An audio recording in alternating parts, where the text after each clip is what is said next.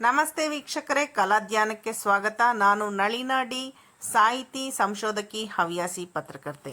ಇವತ್ತು ನಾನು ಚಿಂತನೆ ನಡೆಸ್ತಾ ಇರುವಂಥ ಒಂದು ಮಹತ್ವದ ವಿಚಾರ ಅಂದರೆ ಕೌಟುಂಬಿಕ ದೌರ್ಜನ್ಯದ ಹಿನ್ನೆಲೆಯಲ್ಲಿ ಮಕ್ಕಳ ಮೇಲೆ ಆಗುವಂತಹ ಹಿಂಸೆಗಳು.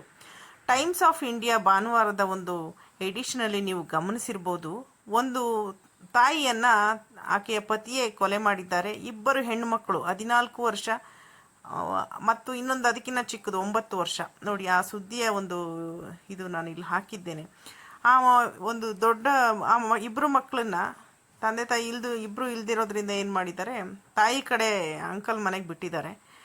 ಆತ ಏನು ಮಾಡಿದ್ದಾನೆ, ಆ ದೊಡ್ಡ ಮಗಳನ್ನು ಲೈಂಗಿಕ ದೌರ್ಜನ್ಯ ನಡೆಸಿದ್ದಾನೆ. ಎರಡನೇ ಮಗುನ ಯಾರಿಗೂ ಮಾರಾಟ ಮಾಡಿದ್ದಾನೆ. ಅದನ್ನು ಯಾರೂ ಸಹ ಬಂದು ಸಂಬಂಧಿಕರು ಪೊಲೀಸ್ ಕಂಪ್ಲೇಂಟ್ ಕೊಟ್ಟಿಲ್ಲ.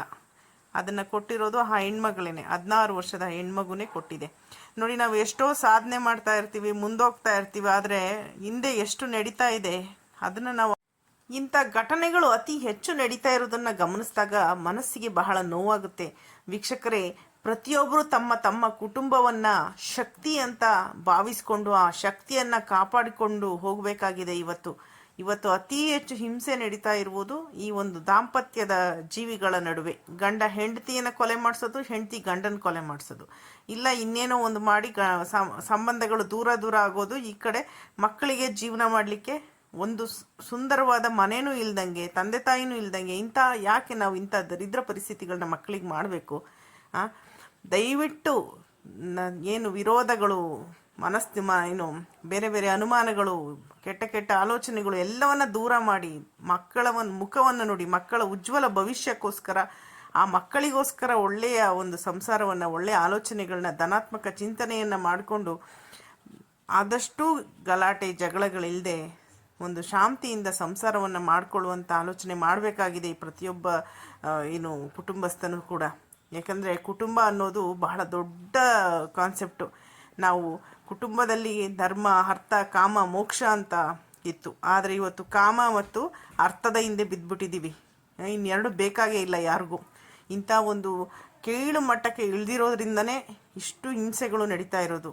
ಬರೀ ನೀವು ಸ್ವಾರ್ಥ, ದ್ವೇಷ, ಕೊಲೆಯಲ್ಲಿ ಹೋದರೆ ಆ ಮಕ್ಕಳ ಪಾಡೇನು? ಆ ಮಕ್ಕಳಿಗೆ ಯಾರು ತುತ್ತು ಅನ್ನ ಕೊಡ್ತಾರೆ ಪ್ರೀತಿಯಿಂದ? ಮತ್ತು ಆ ಮಕ್ಕಳ ಭವಿಷ್ಯಕ್ಕೆ ಯಾರು ಶಿಕ್ಷಣ ಕೊಡಿಸೋರು ಯಾರು? ನೋಡಿ, ಸ್ವಂತ ಮೆಟರ್ನಲ್ ಫಾದರೇ ಈ ರೀತಿ ಮಾಡಿರೋದು. ಮೆಟರ್ನಲ್ ಅಂದರೆ ಚಿಕ್ಕ ಅಮ್ಮನ ಕಡೆಯ ಸಂಬಂಧಿ ಅಂತ ಒಂದು ಕುಟುಂಬಕ್ಕೆ ಹೋಗಿ ಆ ಮಕ್ಕಳನ್ನ ಬಿಟ್ಟು ತಂದೆ ಹೋಗಿ ಜೈಲು ಸೇರ್ತಾನೆ ಅಂದರೆ ನಿಜವಾಗ್ಲೂ ಆಲೋಚನೆ ಮಾಡಬೇಕು. ವ್ಯವಸ್ಥೆ ಎಲ್ಲಿಗೆ ಬಂದಿದೆ ಇವತ್ತು? ಹೆಣ್ಣು ಮಕ್ಕಳು, ಅದು ಯಾರೂ ಸಹಕಾರ ಕೊಡದೆ, ಆ ಮಗು 16 ವರ್ಷದ ಚಿಕ್ಕ ಹುಡುಗಿ ಹೋಗ್ಬಿಟ್ಟು ಕಂಪ್ಲೇಂಟ್ ಕೊಟ್ಟಿದೆ. FIR ದಾಖಲಾಗಿದೆ. ವೈದ್ಯಕೀಯ ರಿಪೋರ್ಟ್ಗಳಿಗೆ ಹೋಗಿ ಆ ಮಗು ಅಟೆಂಡ್ ಮಾಡಬೇಕು. ಯಾರೂ ಇಲ್ಲದೆ ಹೇಗೆ ಜೀವನ ನಡೆಸೋದು? ಈ ರೀತಿ ಮಾಡಬಾರ್ದು. ಎಲ್ಲರೂ ಸಹ ಇದರಿಂದ ಕಲಿಬೇಕು. ಪ್ರತಿಯೊಂದು ಮನೆಯಲ್ಲೂ, ಹೆಣ್ಣು ಮಗು ಇರುವ ಮನೆಯಲ್ಲೂ ದೇವಿ ಮಹಾತ್ಮೆಯನ್ನು ಓದಬೇಕು. ಅಲ್ಲಿರುವಂಥ ಅವಳ ಶಕ್ತಿ, ಸಾಮರ್ಥ್ಯ, ಒಂದು ತಾಂಡವ ಮಾಡುವಂಥ ಒಂದು ರೌದ್ರಾವತಾರ ಎಲ್ಲವನ್ನ ಆಕೆ ಅರ್ಥ ಮಾಡ್ಕೋಬೇಕು, ಅರ್ಥ ಮಾಡಿಸ್ಬೇಕು. ದೊಡ್ಡವರು ಹೆಣ್ಣು ಮಕ್ಕಳಿಗೆ ಯಾವತ್ತಿಗೂ ತಮ್ಮ ಮೇಲೆ ಹಿಂಸೆ, ಅತ್ಯಾಚಾರ, ಅನಾಚಾರ, ಲೈಂಗಿಕ ಹಿಂಸೆ ಇವ್ಯಾವೂ ನಡೆಯೋಕ್ಕೆ ಬಿಡಬಾರ್ದು. ಯಾರಾದರೂ ನಮ್ಮನ್ನು ಕೆಟ್ಟದಾಗಿ ನೋಡ್ತಾರೆ ಅಂತಂದರೆ ಅವ್ರ ಮೇಲೆ ಸರಿಯಾದ ರೀತಿಯ ಪ್ರತಿಕ್ರಿಯೆಯನ್ನು ಕೊಡಬೇಕು. ಇದು ನನಗೆ ಇಷ್ಟ ಇಲ್ಲ, ನೋ ಮೀನ್ಸ್ ನೋ, ಅದನ್ನು ಹೇಳಲೇಬೇಕು ಮಕ್ಕಳು. ಅದನ್ನು ಮಕ್ಕಳಿಗೆ ಕಳಿಸ್ಬೇಕಾಗಿರೋರು ಪಾಲಕರು ಇಂತಹ ಕೆಟ್ಟ ಪರಿಸ್ಥಿತಿಲಿ ಇರಬಾರ್ದು. ಅವರ ಮನಸ್ಥಿತಿಗಳನ್ನ ಸರಿಪಡಿಸ್ಕೊಂಡು, ಕೌನ್ಸಿಲಿಂಗ್ ಮಾಡಿಕೊಂಡು, ಸಂಸಾರ ಸರಿಪಡಿಸ್ಕೊಂಡು ಜೀವನ ನಡೆಸಬೇಕು. ಹೆತ್ತ ಮಕ್ಕಳಿಗೆ ನಾವಿದ್ದೇವೆ ಅನ್ನುವಂಥ ಬೆಂಬಲವನ್ನು ವ್ಯಕ್ತಪಡಿಸಬೇಕು.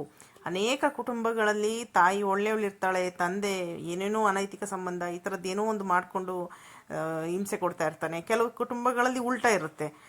ಕೆಲವು ಕುಟುಂಬಗಳಲ್ಲಿ ಹಿರಿಯ ಅಂದರೆ ಅಜ್ಜ ಅಜ್ಜಿಗಳೇ ಇನ್ನೇನೋ ಒಂದು ಹಿಂಸೆಗಳನ್ನ ಕೊಡ್ತಾ ಇರ್ತಾರೆ. ಅಂದರೆ ಎಲ್ಲ ಕಡೆನೂ ಸಮಸ್ಯೆ ಇರ್ಬೋದು, ಆದರೆ ಎಲ್ಲವನ್ನ ಮೆಟ್ಟಿ ನಿಲ್ಲುವ ಶಕ್ತಿ ಹೆಣ್ಣು ಮಕ್ಕಳಿಗೆ ಕೊಟ್ಟಿದ್ದಾನೆ ದೇವರು. ಅದರಿಂದನೇ ಆಕೆಯನ್ನು ತಾಯಿ, ದೈವ ಎಲ್ಲ ಹೇಳೋದು. ನೀವೆಲ್ಲರೂ ಧೈರ್ಯವಾಗಿ ಹೆಜ್ಜೆ ಇಡಬೇಕು. ಏನು ನೋಡ್ತಾ ಇದ್ದೀರಲ್ಲ, ಆ ದೇವಿಯ ಕೈಯಲ್ಲಿ ಆಯುಧಗಳು. ಅಂದರೆ ನಮ್ಮ ಮನಸ್ಸಿನೊಳಗೆ ನಾವು ಆಯುಧಗಳನ್ನ ಇಟ್ಕೊಂಡಿರಬೇಕು. ಕೆಟ್ಟದ್ದಕ್ಕೆ ನೋ ಅನ್ಬೇಕು, ಒಳ್ಳೆಯದಕ್ಕೆ ಎಸ್ ಅನ್ಬೇಕು. ನಮ್ಮ ಕುಟುಂಬವನ್ನು ನಾವು ರಕ್ಷಣೆ ಮಾಡಬೇಕು. ಆ ರೀತಿಯ ಕೆಚ್ಚು ಪ್ರತಿಯೊಬ್ಬ ಹೆಣ್ಣು ಮಕ್ಕಳಲ್ಲೂ ತಾಯಂದಿರಲ್ಲೂ ಬರಬೇಕು. ಮತ್ತು ಮದುವೆಯಾಗಿ ಮಕ್ಕಳಿರುವಂಥವರು ತಮ್ಮ ಕುಟುಂಬವನ್ನು ಬಿಟ್ಕೊಡ್ಬಾರ್ದು. ಹಿಂಸೆಯ ಆದಿಯನ್ನು ತುಳಿಬಾರ್ದು. ಆ ಹಿಂಸೆಯ ಮೂಲಕ ಸಮಸ್ಯೆಯನ್ನು ಪರಿಹರಿಸ್ಕೊಂಡು ನಡಿಬೇಕು. ಕುಟುಂಬವೇ ಶಕ್ತಿಯಾಗಿ, ಪ್ರತಿಯೊಬ್ಬ ಹೆಣ್ಣುಮಗಳು ಆದಿಶಕ್ತಿಯಾಗಿ ಬೆಳೀಬೇಕು. ಅದನ್ನು ಈ ಜಗತ್ತು ಸಂಭ್ರಮಿಸಬೇಕು. ಎಲ್ರಿಗೂ ಒಳ್ಳೆಯದಾಗಲಿ. ಇಂತಹ ಧನಾತ್ಮಕ ವಿಚಾರಗಳಿಗಾಗಿ ನನ್ನ ಚಾನಲ್ನ ಸಬ್ಸ್ಕ್ರೈಬ್ ಮಾಡಿ, ಶೇರ್ ಮಾಡಿ. ನಮಸ್ಕಾರ.